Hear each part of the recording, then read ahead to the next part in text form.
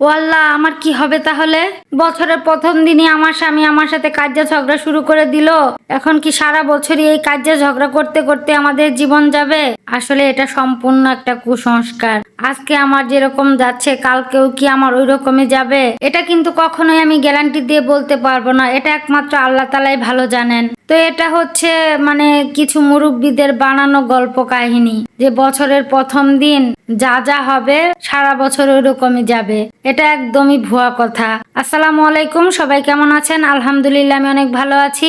সবাইকে নববর্ষের শুভেচ্ছা জানিয়ে আজকের ব্লগটা শুরু করছি। সকালবেলা ছাদে গিয়েছিলাম ছাগল ছাড়ার জন্য, তারপরে এই যে ছাগলগুলো বের করে দিয়েছি, ওনারা খাবারের সন্ধানে বের হয়েছে। আর এই যে আমার হাঁসগুলো হচ্ছে পানিতে নেমে পড়েছে। পরে ছেলের নাস্তাটা দিয়ে দিয়েছি, পরে একদম দুপুরবেলা চলে এসেছি রান্নাঘরে। তো কলার থোরটা ভাপ দিয়ে নিচ্ছিলাম আগে একটু হলুদ দিয়ে, তারপর চুলায় কড়াই বসিয়ে তেল পেঁয়াজ তারপর হলুদ কাঁচামরিচ সবকিছু দিয়ে ভেজে নিচ্ছি। এখন হচ্ছে একটু রসুন বাটা তারপরে একটু জিরার গুঁড়াও দিয়েছি।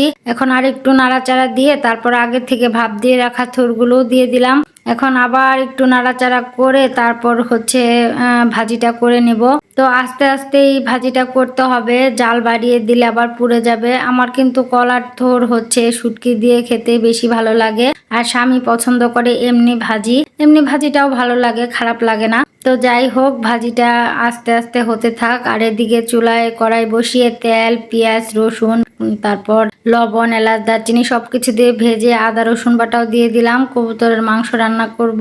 তো ভাজা হয়ে গেছে, এখন হচ্ছে হলুদ মরিচ ধনিয়া জিরার গুঁড়া এগুলো দিয়ে নিচ্ছি। দিয়ে তারপর হচ্ছে পানি দিয়ে মশলাটা ভালোভাবে কষাবো। তো আসলে আমাদের গ্রামে যারা আমরা থাকি, গ্রামের মানুষগুলো কিন্তু আমরা কুসংস্কারে অনেক বিশ্বাস করি। একজন এসে বলতেছে 7 জাতের শাক তুলেছি কিনা। আমার তো হাসি পাচ্ছিল যে কি বলে এগুলো, নববর্ষের দিন নাকি 7 জাতের শাক খেতে হয়। তো যাই হোক, মশলা কষিয়ে তারপর মাংসগুলো কষিয়ে নিচ্ছি। আর এদিকে হচ্ছে আমার থোর ভাজিটাও মোটামুটি হয়ে এসেছে। আর কিছুক্ষণ নাড়াচাড়া দিয়ে তারপর হচ্ছে নামিয়ে ফেলবো।